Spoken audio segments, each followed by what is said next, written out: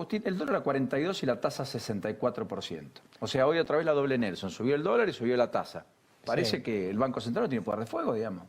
En realidad, lo que está pasando es lo que viene pasando hace mucho tiempo en Argentina, que los políticos en Argentina se ponen de acuerdo cuando hay problemas en dos cosas, en devaluar y en aumentar los impuestos. En eso se ponen de acuerdo todos, los militares, los radicales, los peronistas, Cambiemos, todos han hecho lo mismo. Cuando hay problemas grandes, devalúo y pongo impuestos al sector privado. Y por supuesto el sector privado sufre, pues sufre por la recesión, sufre extra por la devaluación, algunos sectores, por supuesto, otros sí se benefician, y luego sufre extra por el aumento de los impuestos. Ahora le pusieron impuestos nuevos, por ejemplo, a todas las exportaciones, esos 4 pesos por dólar.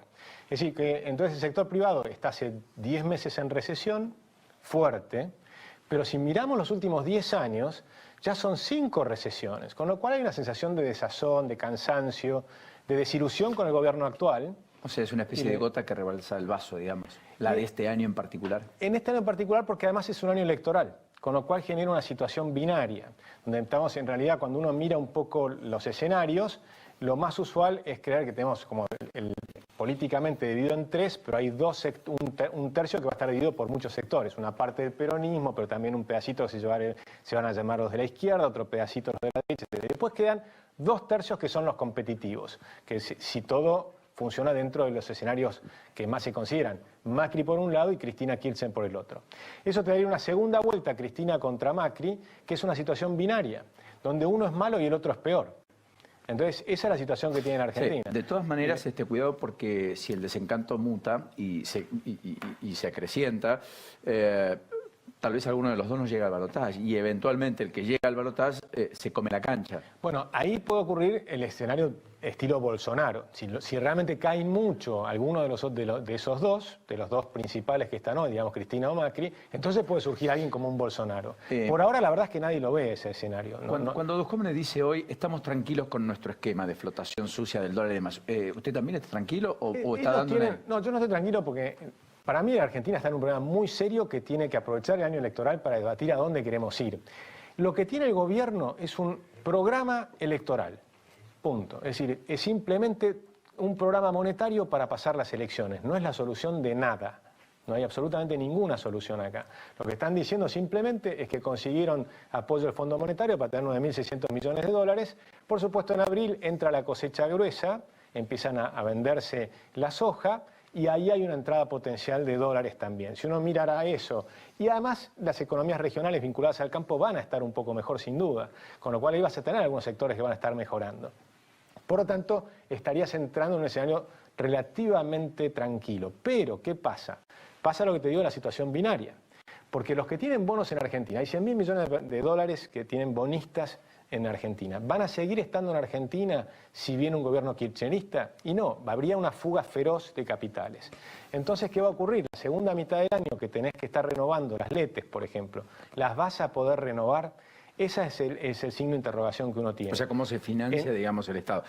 Ahora, y la dolarización de la gente, de las carteras. Bueno, es que eso es habitual en cada proceso electoral. Tal vez en este lo que pasa, potenciado porque no hay mucha expectativa, digamos. Claro, en el 2015 la expectativa era que ganara Macri, entonces al revés. Subía la bolsa, subían los bonos. Sí, y así mismo, si ganaba Scioli iba a ser distinto y si ganaba Massa también. Con lo cual el riesgo era que lo que estaba se terminaba. Ahora el riesgo es: no quiero que vuelva al pasado para muchos sectores, y otros dicen tampoco quiero prolongar lo que hay. Por lo tanto... Exactamente. Y si gana Mauricio Macri, ahí vas a tener nuevamente que enfrentar la realidad. Y la realidad va a seguir siendo muy complicada para la Argentina. Ahí vas a tener que tener los primeros 100 días del próximo mandato para hacer una cantidad de reformas estructurales que, si no se hacen, Argentina está encaminada hacia el default una vez más, por 9ª vez. Simplemente porque cuando nos miran los números del tercer trimestre del año pasado, los números oficiales, 95% de deuda sobre PBI, con tasas de interés que si no te presta el Fondo Monetario, que tenés tasas subsidiadas, tenés que colocar al 9%. Al 9% cuando la economía no crece, y no puede crecer sostenidamente mientras tenés este nivel de impuestos y este nivel de regulaciones. Hace un ratito hablaba de las regulaciones laborales. Todos los países del mundo que funcionan han flexibilizado los mercados de trabajo. Argentina no.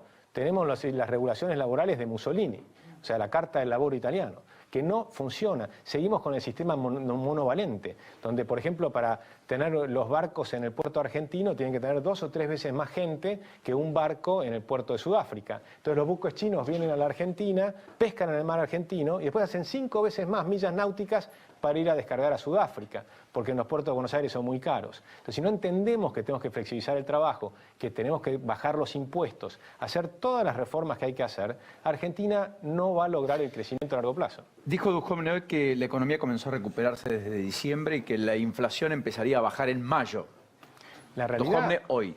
La realidad es que la economía no se está recuperando todavía, claramente. Estamos en plena recesión. Es probable que algunos sectores sí van mejorando.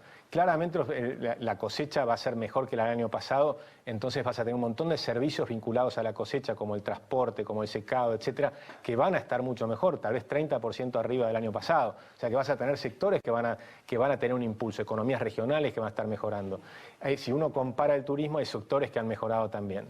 Pero cuando mirás la economía en su conjunto, todavía está muy complicada. Sí es cierto que vas a tener algunos temas que se van a mejorar. Por ejemplo, subiste 46%, van a subir la asignación universal por hijo. ¿Sí? Van a recuperar parte de lo que se perdió el año pasado. Las jubilaciones por la nueva fórmula van a ajustar también 46%, con lo cual también van a recuperar parte de lo que se perdió el año pasado. Siempre y cuando la inflación no esté por encima del 40. Pero, y lo cierto es que del 23 de presupuesto ya estamos años luz. Por supuesto. El 32 que habla el fondo, algunos dicen que es corto. Y la expectativa habla de un 40. Sí. Y no terminamos el tercer mes del año. Sí, correcto. Y es así. Con lo cual, y suponiendo que no haya un descalabro en el tipo de cambio. ¿Y entonces? ¿No? Bueno, por ahora ese es el escenario, que no es muy lindo. Pero, de nuevo, lo más importante es debatir este año qué modelo de país queremos. Yo lo que quiero que le pregunten a cada uno de los candidatos que vienen acá. A ver, recojo el guante. ¿Cuál es el modelo de país que les gustaría tener? ¿Qué modelo es? Porque yo les aseguro que cualquiera de los modelos que te digan va a implicar que tenés que aumentar las libertades económicas fenomenalmente. Porque los 20 primeros países donde están todos los modelos que funcionan bien tienen libertades económicas y nosotros estamos en el puesto 148. Si hay 147 países más libres que Argentina. Si vos querés modelo de los nórdicos, tenés que subir 100 puntos. Querés el modelo de Nueva Zelanda, tenés que subir ¿qué 100 puntos? Mucho más de 100 puntos. Tenés que subir de 148 a estar entre los 20 primeros.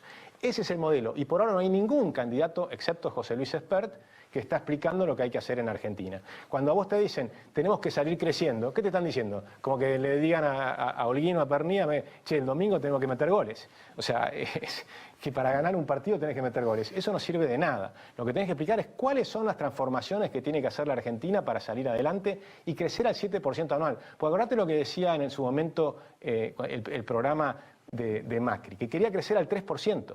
El mundo crece al 3,5%. Si tu mejor expectativa era crecer al 3%, ya significaba que vos creías que ibas a seguir cayendo con respecto al mundo. Nosotros tenemos que apuntar a crecer al 7% anual, a crear 4 millones de empleos los próximos 4 años. Que a mí me expliquen cómo vamos a hacer para crear 4 millones de empleos los próximos 4 años. Mañana se conoce el desempleo. ¿Va a estar arriba o abajo de 2 dígitos? Pero probablemente va a estar un poquito arriba de 2 dígitos, está cerca arriba del 10%. del 10. Pero el 10%... Ojo, porque a eso le tenés que sumar el subempleo. Claro. Que el subempleo es mucho más grave. El subempleo es trabajar menos de lo que quiero. Los países que han hecho las reformas laborales, el desempleo es menos del 4%. Estados Unidos tiene 4% de desempleo. Pero más Israel dijo tiene acá que 3,7%. Estados Unidos tiene un sistema tan rígido como el argentino. De ninguna manera. En Estados Unidos no hay legislación laboral. O sea, no hay. Entonces, ahí hay una desregulación total del mercado Pero laboral. tampoco parece lo más lógico que uno Mirá, tenga un vas al empleado y le modelo- pueda decir mañana vas al váyase y modelo- no le cubra nada. Tenés sistemas que las empresas van haciendo para pagar las indemnizaciones y demás, pero cada una hace el acuerdo a su medida. En el caso de Alemania hicieron unas reformas laborales de los 90 y Alemania hoy no tiene desempleo, tiene 3,7% de desempleo. Los que no hicieron reformas laborales, como nosotros o como España, tienen altísimo desempleo. Porque en Argentina, acuérdate, vos hablás de las regulaciones laborales para 8 millones de personas que están en el sector privado Sí, formal. Eso lo marco siempre, pero Pero hay no estás 6 hablando millones, del que está afuera, digamos. 6 millones que están afuera y tenés 1 millón de jóvenes que van a ingresar en el próximo mandato al mercado laboral. A mí me preocupan esos 250.000 chicos por año que van a ingresar al mercado laboral. Hay que entender también lo que está pasando en el mundo. El cambio del mundo es fenomenal. Hoy, por ejemplo, escuché recién a una senadora diciendo que acá hay que seguir con el modelo industrial. Olvídate, eso no va a crear empleo. La industria está despidiendo empleo en todo el mundo, pues se está reemplazando por robots. Todos los empleos repetitivos y simples y aburridos los van a hacer los robots. Con lo cual vos tenés que hacer otras cosas van a crear empleo. Por ejemplo, el otro día fui a ver Rapsodia Bohemia. ¿Sabes cuántas personas trabajan allí? 15.000 personas. Tenés dibujantes, tenés chicos que con el celular manejan un dron, tenés 15.000 personas trabajando. Pero saltan de producir esa película a producir otra, Es decir, no hay un trabajo, uno se casa con una empresa como en Japón y 20 años después seguías en la misma empresa. Eso no existe más. El empleo ahora es muy flexible. Trabajás un tiempo para uno, otro tiempo para otro. El mundo ha cambiado fenomenalmente. Si nosotros seguimos pensando en el pasado, olvídense, la aceleración de la economía mundial es exponencial. La gente está acostumbrada a pensar de manera lineal y los argentinos pensamos lineal para abajo. O sea, estamos cada vez más lejos de lo que pasa en el mundo. Eso es lo que está ocurriendo. Tenemos que despertarnos. El cambio que necesitamos es fenomenal. Hablamos de reforma educativa totalmente. Argentina necesita una reforma educativa fenomenal. El 100% de los chicos argentinos que están estudiando tienen que aprender inglés.